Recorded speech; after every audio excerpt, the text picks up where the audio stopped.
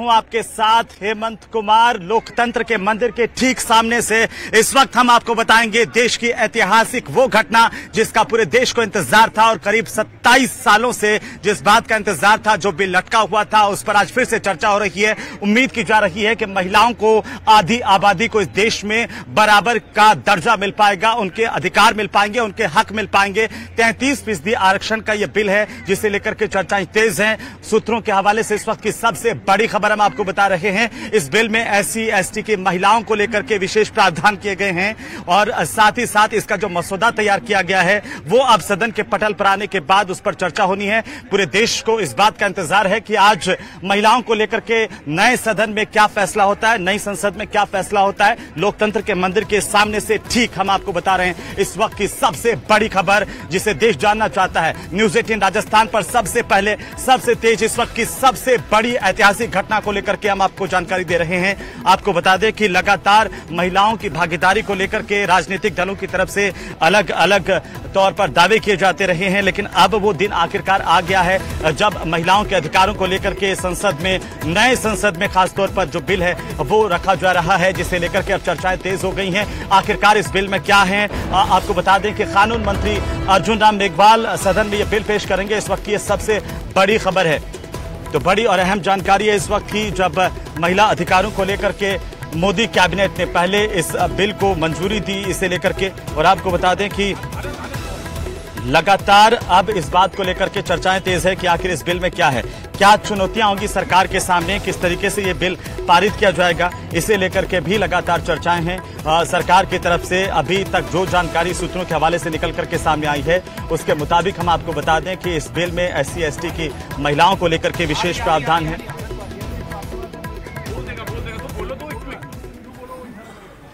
हमारी सरकार ने इस दिशा में कदम बढ़ाया है। कल ही कैबिनेट में महिला आरक्षण वाला जो विधेयक है उसको मंजूरी दी गई है।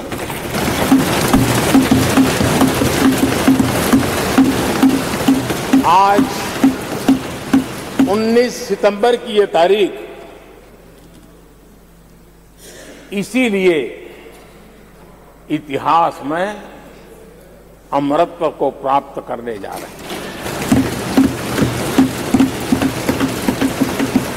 आज जब महिलाएं हर सेक्टर में तेजी से आगे बढ़ रही हैं, नेतृत्व कर रही है,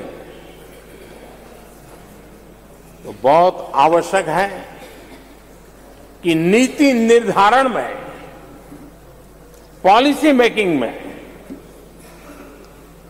हमारी माताएं, बहनें, हमारी नारी शक्ति अधिकतम योगदान दें, ज्यादा से ज्यादा योगदान दें। योगदान ही नहीं, वे महत्वपूर्ण भूमिका निभाएंगे।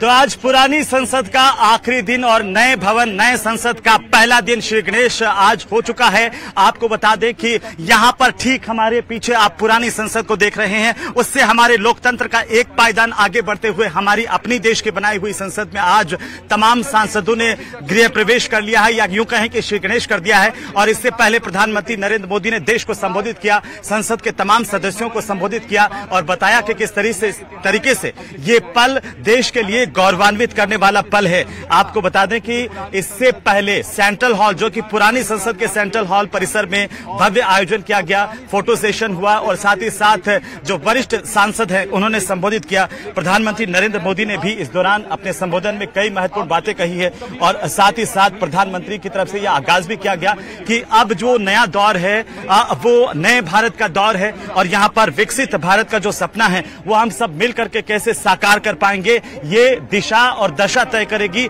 नई संसद। पुरानी संसद की यादें और नई संसद की जो उम्मीदें हैं, जो संभावनाएं हैं, जो इस देश को आगे लेकर के जाएंगी, उसको लेकर के आज बात हुई।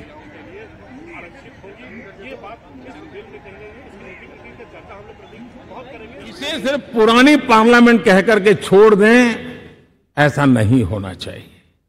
और इसलिए मेरी प्रार्थना है कि भविष्य में अगर आप सहमति दे दोनों महानुभाव, तो इसको संविधान सदन के रूप में जाना जाए।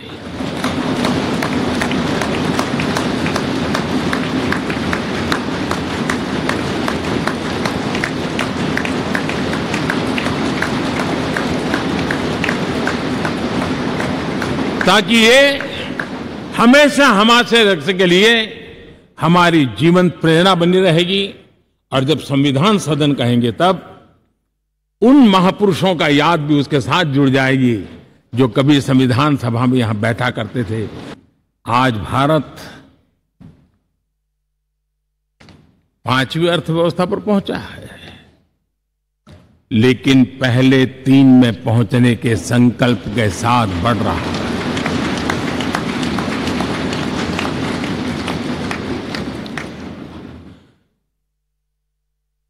और मैं जिस स्थान पर बैठा हूं, जो जानकारियां प्राप्त होती है उसके आधार पर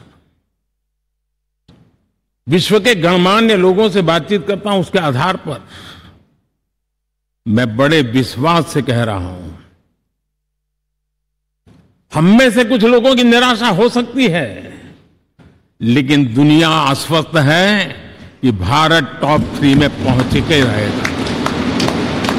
टेक्नोलॉजी की दुनिया को लेकर के भारत का नौजवान जिस प्रकार से आगे बढ़ रहा है, पूरे विश्व के लिए कौतुक भी है, आकर्षण भी है और स्वीकृति भी है।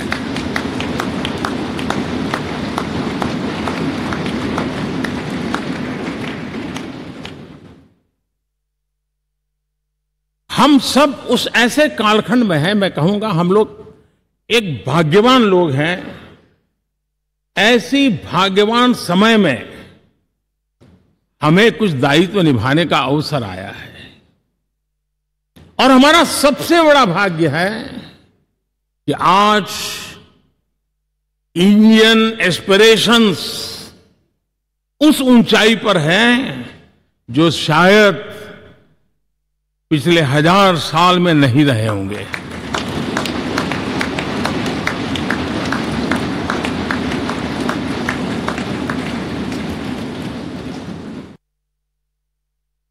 यही समय है, सही समय है।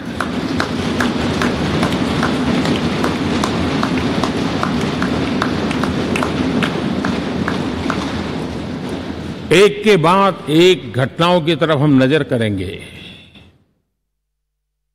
हर घटना इस बात का गवाह दे रही है कि आज भारत एक नई चेतना के साथ पुनर्जागृत हो चुका है।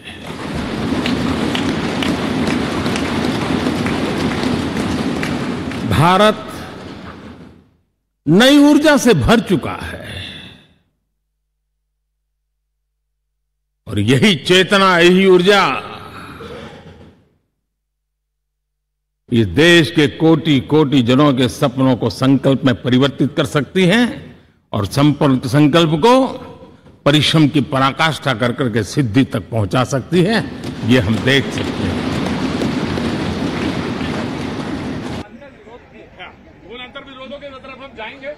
तो चलिए आगे बढ़ेंगे और इसी बीच इस वक्त की सबसे बड़ी खबर हम आपको बता दें, न्यूज़ 18 राजस्थान पर सबसे पहले सबसे तेज संसद में हंगामे के आसार इस वक्त मिल रहे हैं।